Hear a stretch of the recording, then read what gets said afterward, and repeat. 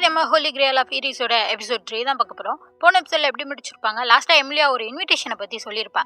அதை பற்றி தான் ரெண்டு பேரும் பேசிகிட்டு இருக்காங்க. ஸ்கார்லெட் சொல்லிட்டு இருக்கா, அந்த இன்விடேஷன் பார்த்தீங்கன்னா அது ஒரு சீக்கிரட்டாக நடக்கிற பால்னா வந்து பார்ட்டி தான்.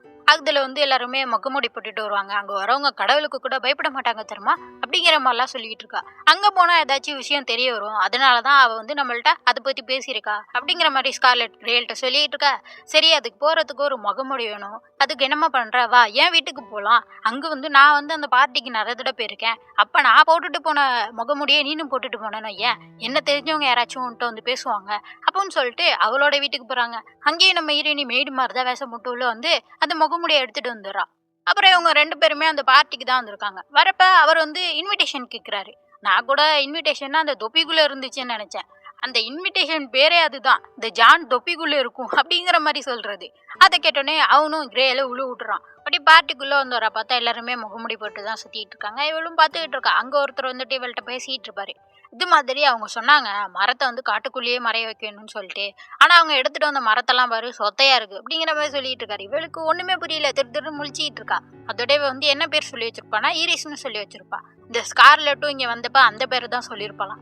எல்லாரும் இந்த ஈரிஸ்னு இவ பேரை கேட்டோன்னே ஸ்கார்லெட் மாதிரியே சுற்றிக்கிட்டு இருக்காளே அப்படின்னு சொல்லிட்டு பார்ப்பாங்க. அதோட என்ன ஆகும், திடீர்னு வந்துட்டு ஒருத்தன் சொல்லிட்டு இருக்கான், இது மாதிரி வந்துட்டாங்க, போலீஸ் வந்துட்டாங்க, எல்லாரும் ஓடுங்க ஓடுங்கன்னு சொல்லிட்டு. அவ்வளோதான், இங்கதான் இல்லீகலாக நடக்கிற பார்ட்டி ஆச்சு. அவ்வளோதான், எல்லாரும் தப்பிச்சு ஓட ஆரம்பிக்கிறாங்க. அப்போதான் ஸ்கார்லெட் சொல்றா, அந்த ஆள் சொன்னானே ஏதோ சொத்த மரம்னு சொல்லிட்டு.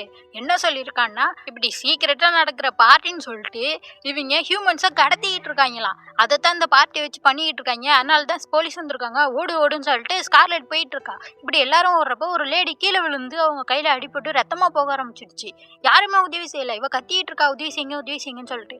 யாருமே கண்டுக்காம ஓடுறாங்க. இவளுக்கு வந்து இவ எப்படி நின்றுட்டு இருந்தா, யாருமே உதவி செய்யல. அதுதான் யோசிச்சு பார்த்துக்கிட்டு இருக்கா. அதனால நம்மளாச்சும் இவங்களுக்கு உதவி செய்யணும்னு சொல்லிட்டு அங்கன்னு வரமாட்டா. ஸ்கார்லெட் கத்திட்டு இருக்கா, வா அங்க பாரு எல்லாரும் பிடிச்சிக்கிட்டு இருக்காங்க, தப்பே சொல்லாட்டி உன் தலையை வெட்டிடுவாங்க, வந்து தொலை அப்படின்னு சொல்லிட்டு கூட்டிட்டு இருக்கா. இல்லை நான் வரமாட்டேன்னு சொல்லிட்டு அவள் ட்ரெஸ்ஸை கழிச்சு அவள் கையெல்லாம் கட்டு போட்டுக்கிட்டு இருக்கா.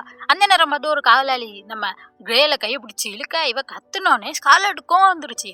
கோவம் வந்து அவன் மேல ஷாக் அடிக்க வச்சிருவா. அவன் பார்த்துட்டு நீ என்ன சூனியக்காரியா அப்படின்னு சொல்லிட்டு சுவாட கட்டிட்டு இருக்கான். கரெக்டாக அங்கே ஹீரோ வந்துடுறான். அதான் லார்ட் ஆஃப் டெத்துன்னு கூட போன எபிசோட்ல சொல்லி வச்சிருந்தாங்க.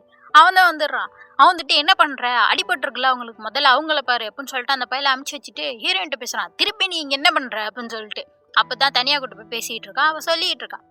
இது மாதிரி ஹீரோவல்கிட்ட கேட்குறான், அந்த ஹியூமன்ஸை கடத்துறதில்ல நீனு எது இருக்கியா என்ன அப்படின்னு சொல்கிறப்ப, இல்லை அதெல்லாம் இல்லை அப்படின்னு சொன்னோன்னே, அப்போ நான் உன்னை கைது பண்ண வேணாம், சரி என்ன நடந்துச்சுன்னு சொல்ல முடியுமா அப்படின்னு சொல்கிறப்ப, அப்படி ஸ்கார்லெட்டை பார்க்குறா. அவள் திரும்பிக்கிறா, ஏதோ பண்ணிக்க அப்படின்னு சொல்லிட்டு.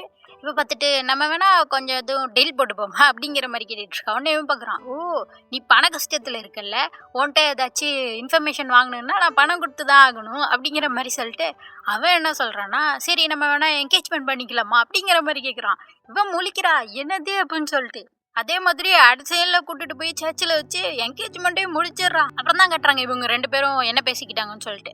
அப்போ இவன் சொல்லியிருப்பான் ஹீரோ, இது மாதிரி நான் உன்னை என்கேஜ்மெண்ட் பண்ணிக்கிட்டேன்னா உன் குடும்ப கடனும் அடைஞ்சிரும், அதே மாதிரி உன்னை நான் கண்காணிச்ச மாதிரி ஆயிரும்ல அப்படிங்கிற மாதிரி சொல்கிறப்ப அவள் பார்க்குறா. சரி உங்களுக்கு இதனால என்ன பெனிஃபிட் அப்படின்னு கேட்குறப்ப, அதுவா எனக்கு கல்யாணம்னாவே பிடிக்காது அப்படிங்கிற மாதிரி சொல்கிறான். இவன் யோசிச்சு பார்க்குறான். ஆனால் ஆல்ரெடி இவனுக்கு கல்யாணம் ஆகி அந்த லில்லி பொண்ணு தான் இறந்து போயிட்டா, என்ன கல்யாணம்னா பிடிக்காதுன்னு சொல்கிறான்னு பார்த்துக்கிட்டு இருக்கப்ப அவன் சொல்கிறான், ஆமாம் நீ எனக்கு ஃபியான்சியாக வந்துட்டேன்னு வையன், வேற யாரும் என்ன கல்யாணம் பண்ணிக்கிறேன்னு சொல்லிட்டு வரமாட்டாங்கல்ல, அதுவே எனக்கு பெரிய பெனிஃபிட் தான் அப்படிங்கிற மாதிரி சொல்லிட்டு இருக்கான். அதோட எதிர்காலத்தில் கொஞ்ச நாள் கழிச்சு நீ எப்போ வேணா இந்த என்கேஜ்மெண்ட்டை கேன்சல் பண்ணிக்கலாம் உன் விருப்பப்படியே அப்படிங்கிற மாதிரியும் சொல்லிடுறான். சரி இப்போ சொல்லாரமி என்ன நடந்துச்சு சொன்னால் எல்லாத்தையுமே சொல்லிட்டா போல. இந்த ஸ்கார்லெட்டோட கோஸ்ட்டை பத்துது, அவள் பேர் மேலே இருக்க அந்த பொய்யான வழக்கு, அவளை வந்து தப்பாக கொலை செஞ்சுட்டாங்கல்ல, அந்த கல்பிரேட் உண்மையான யாருன்னு கண்டுபிடிக்கணும்னு சொல்லிட்டு எல்லாத்தையும் சொல்லிட்டா போல. இந்த ஸ்கார்லெட்டும் பார்க்குறா, அதுக்குன்னு எல்லாத்தையுமே ஆடி சொல்லுவேன் அப்படின்னு சொல்லிட்டு சுற்றி வந்துக்கிட்டு இருக்கா.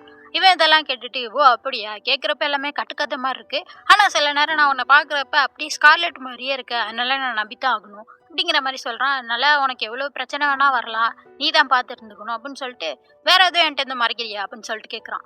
ஸ்கார்லெட் பார்த்துட்டு இல்லைன்னு சொல்லு அப்படிங்கிற மாதிரி சொல்கிறா. இவளும் அதெல்லாம் ஒன்றும் இல்லையே அப்படிங்கிற மாதிரி சொல்லிடுறா.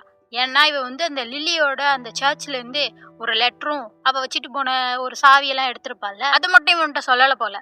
இவன் பார்க்குறான் குறுகுன்னு பார்த்துட்டு, உனக்கு ஃபியூச்சருக்காக ஒரு வார்னிங் கொடுக்குறேன், நீ பொய் சொல்கிறது உன் மூஞ்சிலே தெரியுது அப்படிங்கிற மாதிரி சொல்லிடுறான். அடுத்த சீலை பார்த்தா ஸ்கார்லெட்டும் கிரேலும் நடந்து வந்துட்டு இருக்காங்க. அப்போ ஸ்கார்லெட் கேட்குறா, இதுக்கு மேலே என்ன பண்ண போற அப்படின்னு சொல்லிட்டு. ஏன் அப்படின்னு கேட்குறப்ப, இல்லை எனக்கு நீ உதவி செய்வியா, உன் கடன் தொல்லை தான் முடிஞ்சிருச்சு அதான் கேட்குறேன் அப்படிங்கிற மாதிரி சொல்கிறேன். ஏன்னா ஹீரோ பார்த்துக்கிறேன்னு சொல்லிட்டானே அதனால தான் அப்படின்னு சொல்கிறப்ப ஹீரோயினி பார்த்துட்டு, இது மாதிரி எனக்கு பிரச்சனை வரப்பெல்லாம் நான் கேட்பேன் தெரியுமா, யாராச்சும் எனக்கு உதவி செய்யுங்கன்னு சொல்லிட்டு. அப்போ தான் நீ வந்த, நான் உனக்கு உதவி செய்கிறேன்னு சொல்லிட்டு. ஆமாம் நான் இதை சொல்ல மறந்துட்டேனே, எனக்கு நீ உதவி செஞ்சதுக்கு ரொம்ப நன்றி ஸ்கார்லெட் அப்படிங்கிற மாதிரி சொல்லிட்டு, இப்போ இது என்னோட டர்ன், நான் உனக்கு உதவி செய்கிறேன் அப்படிங்கிற மாதிரி சொல்கிறா. இதை கேட்டோன்னே ஸ்கார்லெட்டுக்கும் ஒரே சந்தோஷமாக இருக்கும். அடுத்த சீனில் பார்த்தா ஹீரோ தான் காட்டுறாங்க. கூட வேலை பார்க்குற காலாளி வந்து சொல்லிட்டு இருக்கா, நம்ம அந்த பார்ட்டியில் பிடிச்சோம்ல அடிமைகள்லாம், அவங்க ஜெயிலில் போட்டோடனே பாய்சன் குடிச்சு செத்து போயிட்டாங்கடா, அவங்கள்ட்ட இருந்து ஒரு தகவலுமே கிடைக்கல அப்படிங்கிற மாதிரி சொல்லிட்டு இருக்கான். உடனே இவன் கேட்குறான், அதில் யாராச்சும் சூரியன் மாதிரி டேட்டோ போட்டுருந்தாங்களா அப்படின்னு சொல்லிட்டு.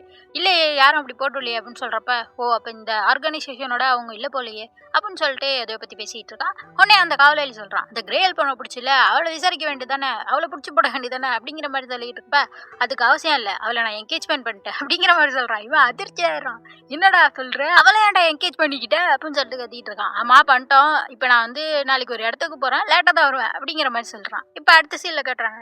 யாரை பார்க்க வந்திருக்காங்கன்னு பார்த்தா கிரவுன் பிரின்ஸு, இவரை தான் வந்து ஸ்கார்லெட் லவ் பண்ணியிருப்பா. அதான் வந்து பார்த்துக்கிட்டு இருக்கா, இவரை பார்க்க தான் வர சொல்லியிருந்தானான்னு சொல்லிட்டு அவர்கிட்ட பேசிகிட்டு இருக்கப்ப அந்த சிசிலியா பொண்ணு வந்துடுறா. இந்த பொண்ணுக்கு பேச வச்சுட்டான்னு சொல்லிட்டு தான் ஸ்கார்லெட்டை கொண்டாங்க. அவள் வந்துட்டு ஹீரோயினியை பார்த்துட்டு சுற்றி பேசிகிட்டு இருக்கா, ஜாலியாக பேசுகிறா, டைம் கிடைக்கிறப்ப வா டீ குடிக்கலாம் அப்படிங்கிற மாதிரிலாம் சொல்லிட்டு அங்கேருந்து போகிறான். அப்புறம் ஸ்கார்லெட்டும் கிரேல மட்டும் தனியாக வந்துக்கிட்டு இருக்கப்ப கிரேல் யோசிச்சு பார்த்துட்டு வர என்ன நடந்துச்சுன்னு சொல்லிட்டு. கிரவுன் பிரின்ஸும் ஸ்கார்லெட்டும் தான் முதல்ல என்கேஜ்மெண்ட் பண்ணியிருந்திருக்காங்க. நடுப்புறம் தான் சிசிலியா வந்திருக்கா. அவள் வந்தோடனே கிரவுன் பிரின்ஸ்க்கு அவளை பிடிச்சி போயிடுச்சு. பாவம் இல்லை ஸ்கார்லெட்டுன்னு நினச்சிட்டு வரப்ப கேட்குறா இது மாதிரி ஸ்கார்லெட்டை, உனக்கு ஏன் சிசிலியாவை பிடிக்கல அப்படின்னு சொல்கிறப்ப, எனக்கு ஒன்றும் அவளை பிடிக்கல, அவளுக்கு தான் ஃபஸ்ட்டு என்ன பிடிக்காது. சொல்லப்போனால் அவள் முன்னாடி யார் வந்தாலுமே அவளுக்கு பிடிக்காது. இன்னும் நான் கரெக்டாக சொல்லணும்னா அவள் வந்து எல்லாருமே வெறுக்கிறான்னு தான் சொல்லணும் அப்படிங்கிற மாதிரி ஒரு புதுசாக சொல்கிறா. யோசிச்சுட்டு வரா ஹீரோயினி. அப்போ பார்த்தா குறுக்கையில அரசர் வந்துடுவாராம். என்னம்மா தொலைஞ்சு போயிட்டியா அப்படிங்கிற மாதிரி சொல்லிட்டு இருக்காரு. அவர் பார்த்தோன்னே வந்துட்டு அரசே அப்படின்னு சொல்லிட்டு வணக்கம் சொல்கிறா. அவர் பார்த்துட்டு, நீ தான் கிரே இல்லாமா, உன்னத்தான் 2வது ஸ்கார்லெட்டுன்னு எல்லாரும் சொல்லிக்கிட்டு இருக்காங்க, ஆனால் அவளை மாதிரி நீ இல்லையே அப்படின்னு சொல்லிட்டு கூட்டு போயிட்டு தனியாக பேசிகிட்டு இருக்காரு. அங்கே நிறைய பூக்கள் இருக்கும். அந்த பூக்களை பற்றியில் ஏதோ கேள்வி கேட்குறாரு. இவ வந்து ஸ்கார்லெட் மாதிரியே பதில் சொல்கிறாளா அப்படின்னு சொல்லிட்டு பார்க்கலான்னு சொல்லிட்டு கேள்வி கேட்குறப்ப இவளுக்கு புரியவே இல்லை, அப்படியே திரு முழிச்சிக்கிட்டு இருக்கா. உடனே ஸ்கார்லெட் தான் உடம்புக்குள்ள வந்துட்டு சொல்கிறா, இந்த காட்டுப்பூக்களை பற்றிலாம் எனக்கு எதுக்கு அப்படிங்கிற மாதிரி சொன்னோன்னே இவர் பார்க்குறாரு. ஆமாம் அப்படியே ஸ்கார்லெட் மாதிரி தான் இருக்கா அப்படின்னு சொல்லிட்டு பார்த்துட்டு இருக்காரு. அதோடய இந்த எபிசோட் முடியுது. அடுத்த எபிசோட் அடுத்த வியாழக்கிழமை வந்துடும். அதுக்கு மறக்காம சேனலை சப்ஸ்கிரைப் பண்ணிக்கோங்க. பை.